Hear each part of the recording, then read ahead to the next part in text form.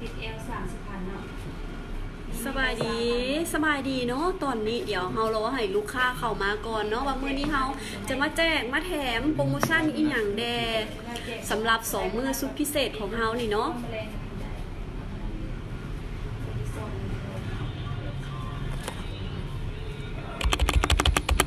ต้นนั่นนะลูกค้า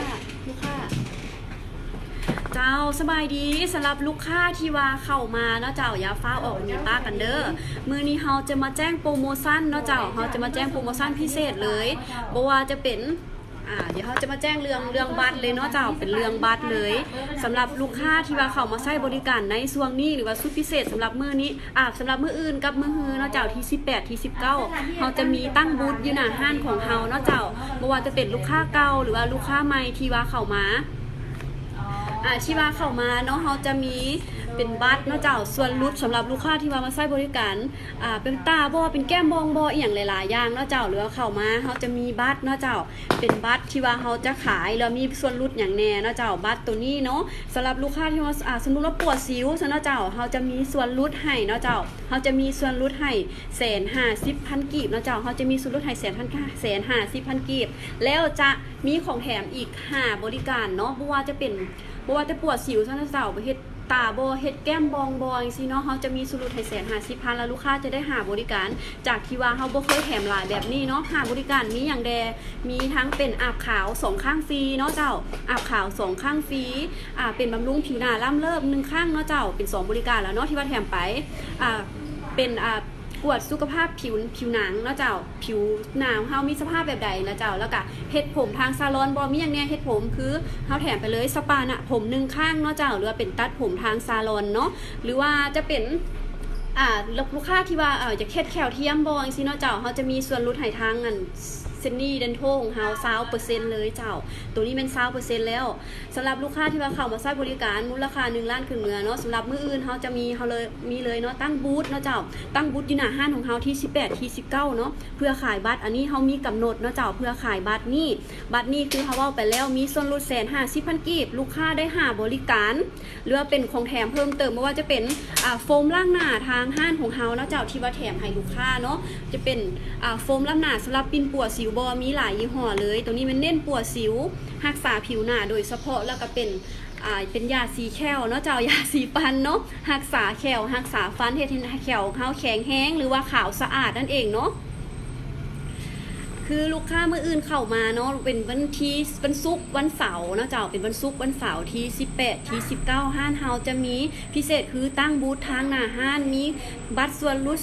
150,000 กีบเพียงแต่ซื้อบัตรจากราคา800,000บ่เฮาขาย650,000 กีบจังซี่เนาะเจ้าหรือว่าบัตร500,000เฮาขาย450,000 กีบลูกค้าสามารถใช้อย่างแน่บ่ว่าจะเป็นซื้อโฟมบ่ซื้อผลิตภัณฑ์ทางห้างเฮาบ่แม่นเฮารุดตามนี้เลยเจ้าแล้วก็ได้ของแถม5บริการไปเนาะสำหรับโต800,000นี่แม่น5บริการคือเฮาแล้วอาบขาว2ข้างฟรีบำรุงผิวหน้าล่ำเลิศเนาะเจ้าเป็นสปาผมบ่เป็นตัดผมบ่ทางซาลอนเนาะเป็นกดสิว1ข้างฟรีบ่แล้วก็เป็นบัตรส่วนลดของทางห้างเซนนี่เดนโทสำหรับลูกค้าที่ว่าอยากเฮ็ดแคลเทียมบ่อยากเฮ็ด1เนาะ 20% เลยตัวนี้เป็นบัตรส่วนลดของเฮาเป็น 20% แล้วลูกค้าที่ว่าบ่จะลูกค้าเก่าลูกค้าใหม่เนาะที่ว่าเข้ามาใช้บริการฮอด500,000ขึ้นเมื่อหรือว่า1 ล้านขึ้นเมื่อสำหรับมื้ออื่นกับมื้อฮือเด้อเฮาจะมีของแถมบ่ว่าจะเป็นโฟมล้างหน้าเนาะโฟมล้างหน้ามีหลายยี่ห้อเลยคือแบบนี้เนาะเจ้าสำหรับปิ่นปัวสิวบ่จะมีกลิ่นหอมหลายเนาะตัวนี้ปัวสิวบ่เฮ็ดให้ผิวหน้าเฮาสะอาดทำความสะอาดผิวหน้าเฮ็ดให้หน้าขาวเฮาขาวกระจ่างใสขึ้นหรือว่าเป็นยาสีแคลเนาะเจ้ามี2ยี่ห้อคือกันเลยเนาะจะช่วยลดปัญหาที่ว่าเป็นแคลเหลืองบ่จังซี่เนาะเจ้าเฮ็ดให้แคลเฮาแข็งแรงบ่จังซี่ตัวนี้มันจะสามารถช่วยได้เนาะแล้วก็จะเป็นบัตรส่วนลดแบบนี้เลยคือทางห้างเฮาเน้นเนาะเจ้ามื้ออื่นจะมีเปิดบูธทางหน้าห้างว่าจะเป็นลูกค้าเก่าลูกค้าใหม่ที่มาใช้บริการหรือว่าซื้อบัตรส่วนลดแบบนี้จะมีของแถม5บริการจากที่ว่ามาซื้อเลเซอร์ขนบ่500,000ได้แต่แถมเป็นขี้แห้ขาวบ่5ครั้งต่างแต่ว่าเฮาจะมีแถม3บริการเลย3บริการนี้มันหยังเนาะบ่จะเป็นบำรุงผิวหน้ากดสิวอาบขาวบ่สิเฮาก็จะแถมให้เลยเด้อ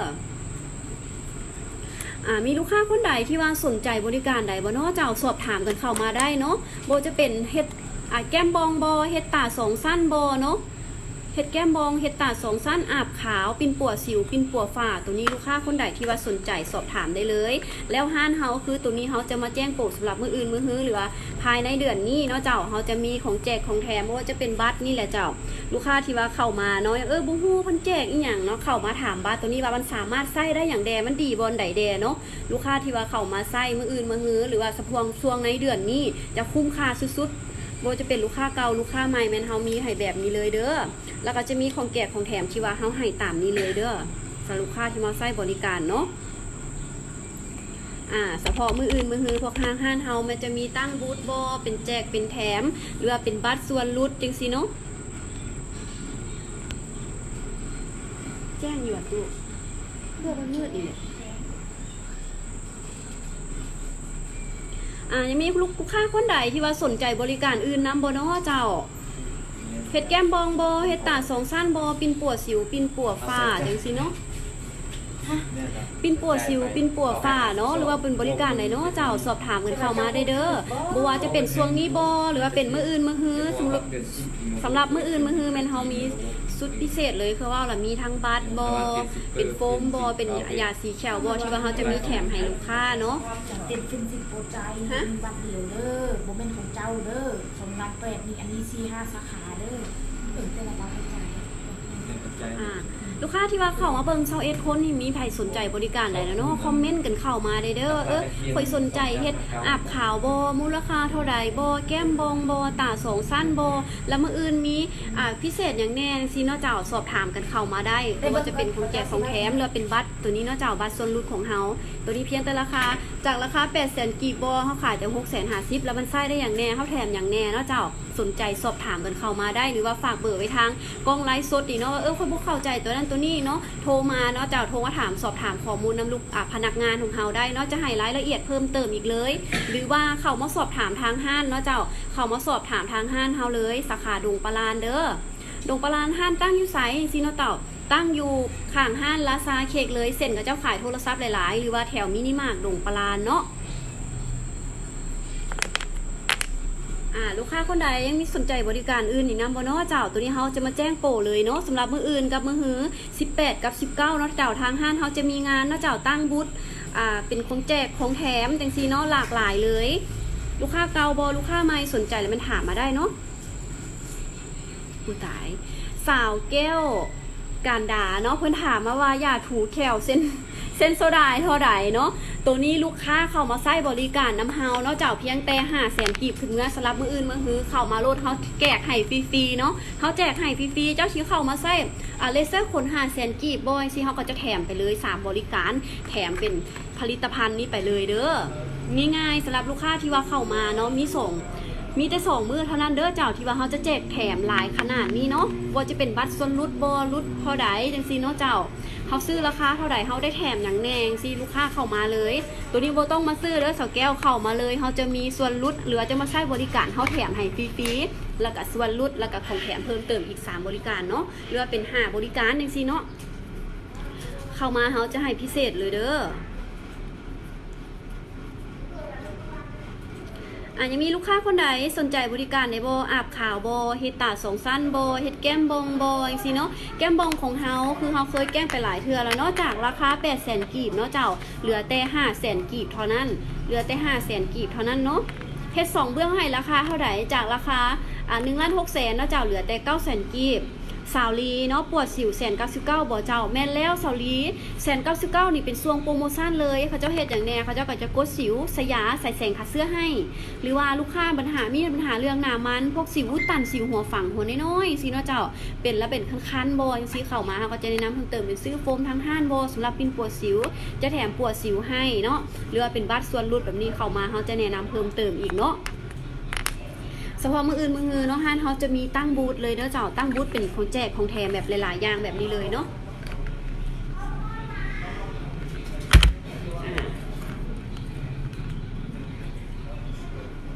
แบบนี้เลย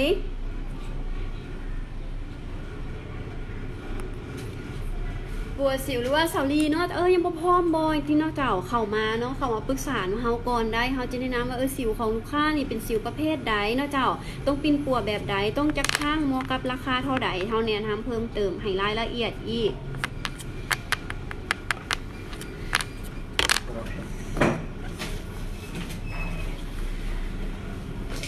อย่าลืมเนาะทางห้านเฮามื้ออื่นเนาะเจ้ามื้ออื่นจะมีงานพิเศษเนาะจะมีส่วนลดบ่มีของแจกของแถมหลายๆอันหลายๆอย่างสำหรับเฮาจะแจ้งบัตรแบบนี้เนาะบ่ว่าจะเป็นลูกค้าเก่าหรือว่าลูกค้าใหม่เข้ามาซื้อบัตรนี้จะได้ส่วนลด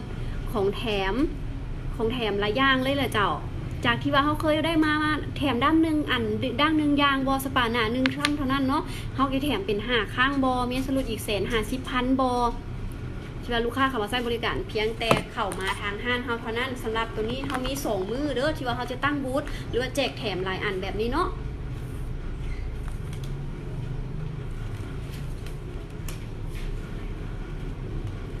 ตัวนี้เฮามีกำหนดเนาะเจ้าเฮามีกำหนดสำหรับลูกค้าที่ว่ามาลงทะเบียนมาใช้บริการน้ำเฮาเนาะเจ้าจะใช้ได้ภายในปีนี้เท่านั้นเนาะส่วนลด150ของแถมอีกหลายอย่างหรือว่าคนที่ว่าเป็นลูกค้าเก่าเขาเนาะเจ้าเปิดสลายไขมันแล้วสินะอยากลองอาบขาวเบิ่งตัวนี้เข้ามาเขาจะมีบัตรแบบนี้เนาะเจ้าที่ว่าให้ลูกค้าเนาะหรือว่าให้ลูกค้าซื้อแต่ว่าเขาจะได้อย่างแดมันดีหลายอย่างเลยกันป่านว่าเขาได้ฟรีเลยแหละเจ้า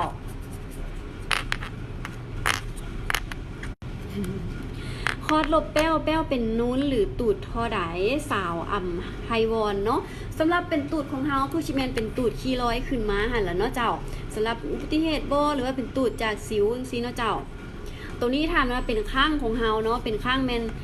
500,000กีบเนาะเจ้าหรือว่าถ้าว่าลูกค้าเข้ามามื้ออื่นมื้อฮื้อเฮามีส่วนลดให้เฮาจะมีส่วนลดให้150,000กีบหรือว่าเป็นของแถมอีก5บริการเนาะมืดแท้ว่ะโอ้เป็นไผ่เนาะเที่ยวโทรเข้ามาวันนี้เน็ตตัดแล้วเนาะคอสเป็นแป้วหรือว่าลูกค้าเนาะเจ้าหรือว่าสาวอ่ำไฮบอลเขามากวดบางก้อนว่าเป็นตูดแบบใดน่าจะเป็นตูดแข็งบอยสิเนาะเป็นแป้วเป็นใหญ่บอแป้วแข็งบอตัวนี้เขาจะแนะนำว่าเป็นคอสจักเข็มหรือว่าคอส3เข็มบอ5เข็มบอตัวนี้ไม่นะคะประกันเลยถามว่าลูกค้าฉีดไปแล้วคอส3เข็มมันบ่ลงกันสิเนาะเจ้าเขาจะแถมฉีดให้ฟรีเลยเนาะเขาจะแถมฉีดให้ฟรีเลยเข็ม1หรือว่า2เข็มเนาะแม่เจ้า จะเป็นอ้ายแล้วบ่ แม่เจ้าสำหรับลูกค้าที่ว่าคือเฮาเว้าเลยเนาะทางห้างเซนนี่ของเฮาเนาะเจ้าศูนย์ความงามเซนนี่สาขาดงปลาล้านมื้ออื่นเฮาจะมีงานเนาะเจ้าจัดบูธอยู่หน้าห้างจะมีเป็นบัตรเนาะเจ้าเป็นขายบัตรบ่มีของแจกของแถมหลายอย่างว่าจะเป็นลูกค้าเก่าลูกค้าใหม่ว่าจะเป็นนี่แหละเจ้าลูกค้าที่เข้ามาใช้บริการมื้ออื่นเฮาจะมีของแถมแบบนี้เลยเป็นโฟมล้างหน้าเนาะโฟมล้างหน้าตัวนี้จะช่วยหยังกำจัดผิวหน้ามันบ่ผิวซิวเซียนบ่สิวหัวฝังบ่ตัวนี้มันสามารถช่วยได้เลยเป็นว่าเป็นยาสีแขวทั้งห้านเฮาเนาะหรือว่ามีปัญหาเรื่องแขวเหลืองบ่มีกลิ่นปากบ่ตัวนี้มันจะสามารถช่วยได้เลยเฮาแถมให้เลยเนาะลูกค้าที่ว่าเข้ามาใช้บริการภายในมื้ออื่นมื้อฮื้อแล้วเป็นบัตรส่วนลดแบบนี้เนาะเจ้ามีราคา500,000บ่800,000กีบจากราคา800,000กีบนี่เหลือแต่650,000แล้วเฮาสามารถใช้บริการได้สามารถซื้อผลิตภัณฑ์ได้เนาะเจ้าเหลือใช้บริการอื่นได้ที่ว่ามีส่วนลดให้แบบนี้เลยนอกแบบคนไลฟ์สดเอง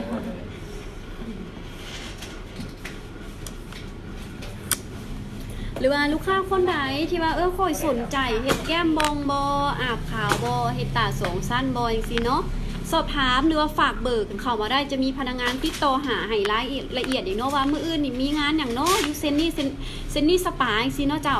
ฝากเบอร์ไว้สอบถามกันเข้ามาได้หรือว่าแชทอินบ็อกหาเพิ่นได้จะมีพนักงานตอบเนาะเจ้าหรือว่าให้รายละเอียดเลยแหละที่อยากจังสิ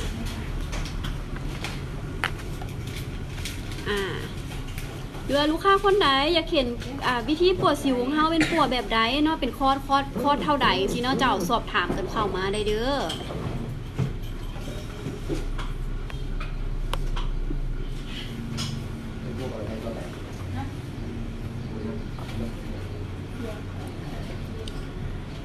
สอบถามกันเข้ามาได้เนาะหรือว่าลูกค้าอยากเล่นเกมบ่จังซี่เนาะอยากให้แจกหยังเนาะ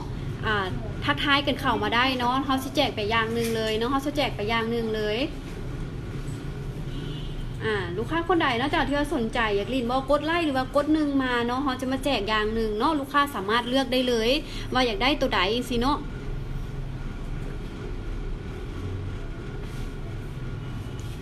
สปาเพิ่นว่าลิ้นเกมอันนี้เฮาต้องเบิ่งลูกค้านำว่าหลายซ้ำที่พอที่ว่าเฮาจะลิ้นบ่จังซี่เนาะเจ้าดาม10คน15คนจังซี่เฮาก็บ่ฮู้ว่าสิแจกให้ไผเนาะสนใจปวดสิวอยากรู้รายละเอียดสาวสุภาพรเนาะสำหรับปวดสิวของเฮาเนาะถ้าเป็นว่าเป็นช่วงโปรโมชั่นเนาะเจ้าปวดเป็นข้างแม่น199,000 กีบ199,000 กีบนี่เฮามีหยังแหน่เฮามีกดสิวสยาใส่แสงคาเสื้อให้เนาะถ้วยหมักไม้สปาเพิ่นว่าอยากให้แจกอย่างนี้เจ้าอยากให้แจกอย่างเนาะโฟมบ่หรือเป็นยาสีแคลจังซี่เนาะเจ้าหรือเป็นบริการอาบน้ำขาวใสบ่อาบขาวบ่จังซี่เนาะแต่ว่าถ้าว่าลูกค้าบ่หลายจังซี่เนาะเจ้าเฮาก็บ่สามารถแจกได้ประมาณ25บ่30คนบ่ตัวนี้แม่นเฮาจะแจกไปอยู่เด้อเดี๋ยวเฮารอเบิ่งก่อนเลยว่าลูกค้าคนใดที่ว่าสนใจบริการใดแล้วเป็นสอบถามกันเข้ามาได้ปัวซิวปัวฝ้าทางห้านเฮามีหลายบริการเลยเฮ็ดตาเฮ็ดแก้มบองจังซี่เสริมดังอาบขาวบ่จังซี่เนาะสนใจแล้วว่าลูกค้าที่ว่ายังพอได้เข้ามาเบิ่งบ่มีเวลาหรือว่าเรือนกายจังซี่เนาะตัวนี้เรือนกายไปแล้วแต่ว่ายังบ่ได้เบิ่งบ่มีเวลาเนาะกลับเข้ามาเบิ่งได้หรือว่าฝากเบอร์ได้เฮาจะให้รายละเอียดจะมีพนักงานติดต่อให้รายละเอียดอีกเนาะหรือว่าลูกค้าที่ว่าเข้ามามื้ออื่นมื้อฮือชุดพิเศษเลยเพราะว่าจะเป็นพวกบัตรส่วนลดนี่บ่ว่าเฮาขายเฮาแจกเฮาแถมจังใดมีหยังแน่สำหรับลูกค้าที่ว่าอยากเฮ็ดอยู่แล้วตั้งใจจะมาเฮ็ดอยู่แล้วแต่ว่าต้องการส่วงโปลูกค้าเข้ามาส่วงนี้แม่นสุดๆเลยเจ้าดีที่สุดเนาะมื้ออื่นมื้อฮือเนาะ18 19เด้อหรือว่าหมู่คู่อยากเฮ็ดจังซี่สนใจเนาะแนะนำเพิ่นได้ฝากเบอร์กันเข้ามาได้ว่าสอบถามมีโปรหยังแน่คือเห็นไลฟ์สดจังซั่นจังซี่เนาะเข้ามาสอบถามได้เด้อสปาเพิ่นว่าถ้วยหมักไม้แจกโฟมของเฮานี่มีอยู่2อย่างเนาะเจ้ามีอยู่2อย่างเลยที่ว่าเฮาจะแจกเนาะตัวนี้เป็นโฟมหวานหางจระเข้เนาะเจ้านี่สำหรับเป็นขิงเนาะเจ้าเป็นขิงเนาะที่ว่าช่วยกำจัดพวกความมันบ่พวกสิวหัวเสียนหัวฝังทำความสะอาดผิวหน้าจังซี่เนาะแล้วเป็นยาสีแคลทั้งเซนนี่เดนโทของเฮาเนาะเจ้าที่ว่าจะแจกไปหรือว่าลูกค้าที่ว่าคนสนใจที่ว่าอยากเฮ็ดแคลเทียมทางห้านบอยสิเข้ามาสอบถามได้เฮาจะมีส่วนลดให้ถึง 20% เนาะสำหรับลูกค้าที่มาเฮ็ดแคลเทียมหรือว่าเข้ามาปวดสิวทางห้านเฮาเนาะเจ้า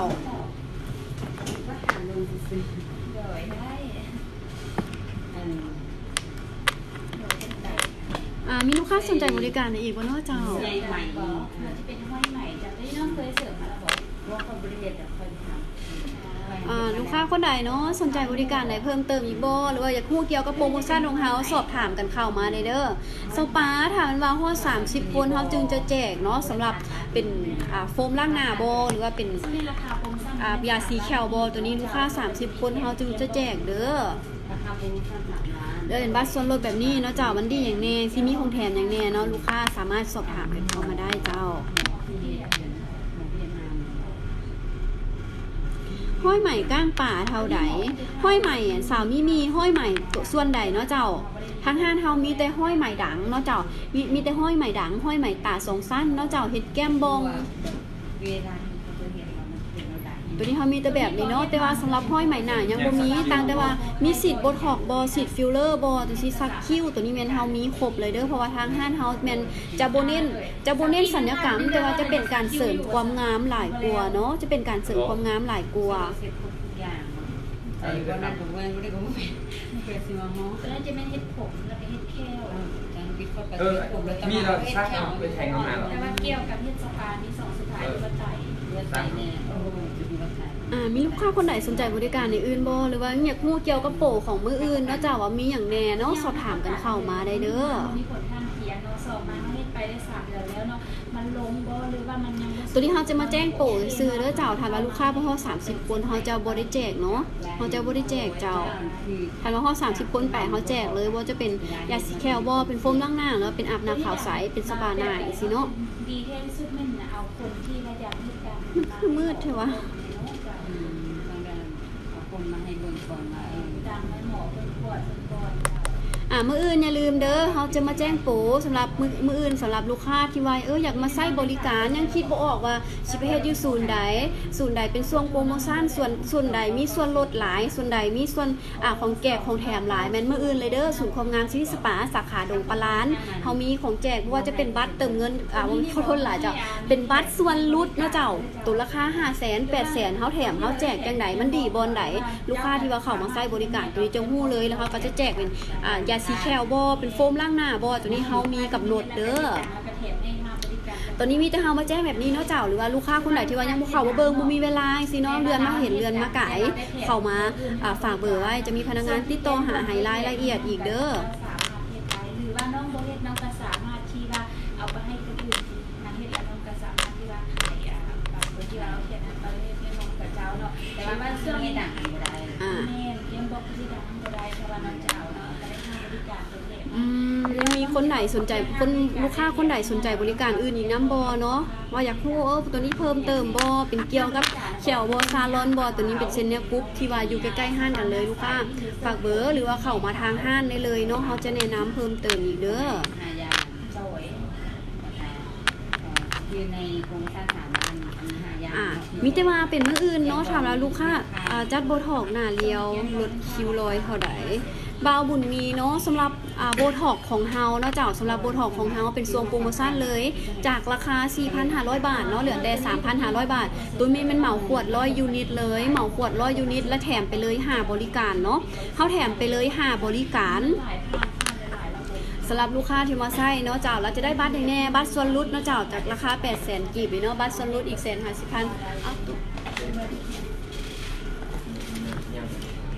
ยังเสาตีเลเซอร์ขนแก้มกับแก้มขาวมีบัตรตัวนี้ที่ไหน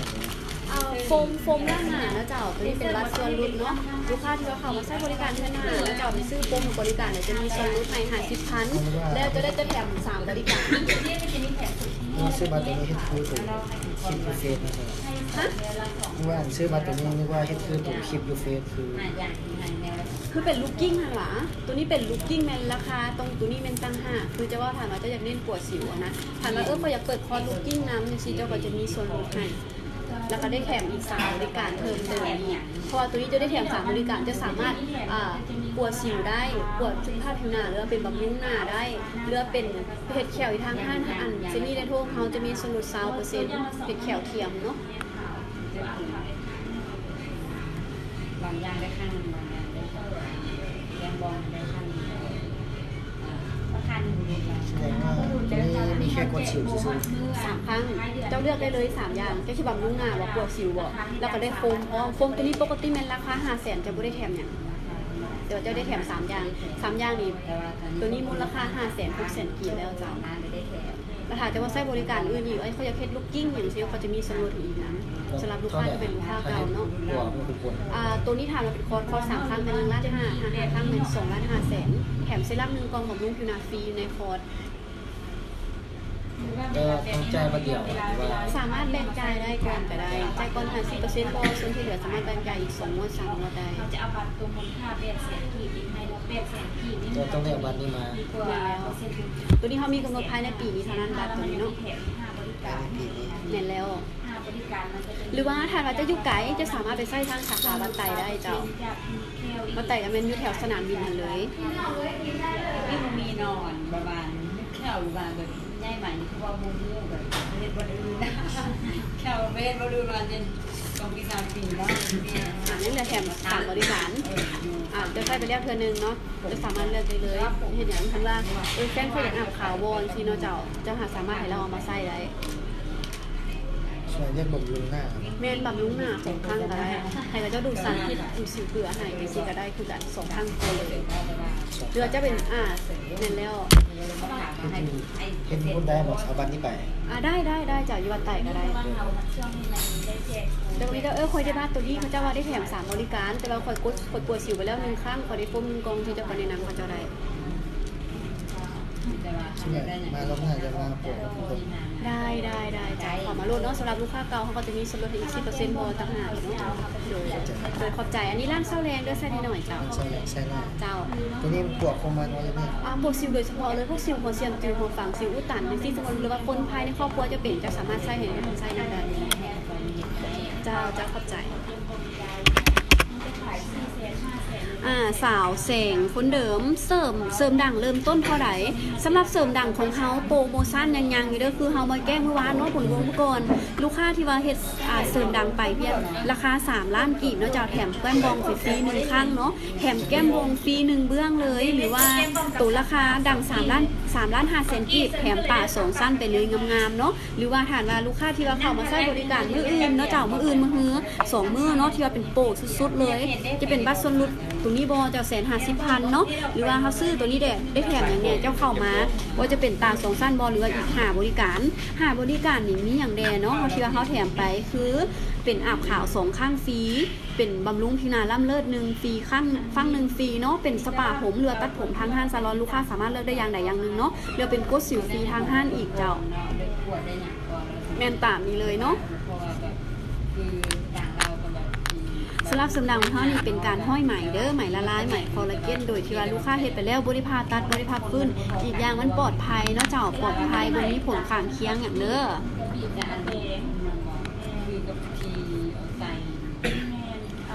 ยังมีลูกค้าคนไหนที่ว่าสนใจบริการในบ่เนาะเจ้าหรือว่ามื้ออื่นเขาจะมาไล่ให้เบิ่งอีกเนาะว่า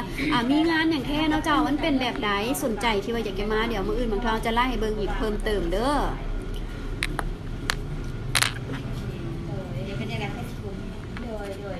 คอร์สหน้าใสมีแนวใดเดสาวสำหรับคอร์สอาบหน้าขาวใสสำหรับหน้าใสของเขาเนี่ยเนาะลูกค้าที่บ่ได้เป็นสิวแต่ว่าหน้ามองค่ำหรือว่าห้อยจุดดำๆจากสิวแดงสิเนาะเขาจะแนะนำเป็นซีวิตามินบ่เป็นอาบหน้าขาวใสบ่ตัวนี้เนาะเจ้าคิ้วเนาะเจ็บบ่ตัวนี้น้องสักลายเส้นเนาะตัวนี้น้องเป็นลูกค้าสัมมาสิทธิ์เก่าเนาะธรรมดาราคาตัวที่ว่าสักคิ้ว อาบหน้าขาวใสหรือว่าลูกค้าที่ว่าเข้ามาใช้บริการตัวอาบหน้าขาวใสเนาะจากเป็นช่วงโปรเลยเข้ามาเขาจะมีส่วนลดให้มีบัตรตัวนี้ของแก่ของแถมอีก3บริการหรือว่า5บริการไปเลยเนาะเฉพาะมื้ออื่นกับมื้อฮือเนาะที่ว่าเขาจะมีโปรเดี๋ยวมาตั้งบูธทางหน้าห้านเฮาหันจะมีบัตรเป็นที่ว่าเขาจะให้ลงทะเบียนบัตรแบบนี้บ่เจ้าราคา 650,000 กีบหรือว่า 450,000 กีบได้ของแถมอย่างแน่ซิเนาะเจ้าลูกค้าที่ว่าเดี๋ยวมื้ออื่นเขาจะมาไล่ไม้ซะเจ้าว่าจะมีเป็นของแถมอย่างเพิ่มเติมเพราะว่ามื้อนี้เนาะลูกค้าที่ว่าเขาเพิ่งก็เริ่มหน่อยลงแล้วเพราะว่าเฮาบ่ได้แจกเพราะว่าสำหรับลูกค้าที่ว่าหลายเฮาจึงจะแจกเนาะขอบใจหลายๆเนาะสำหรับลูกค้าที่ว่าเข้ามาเบิ่งหรือว่าติดตามเพจของเฮาตลอดเนาะเซาคอร์สอาบน้าขาวใส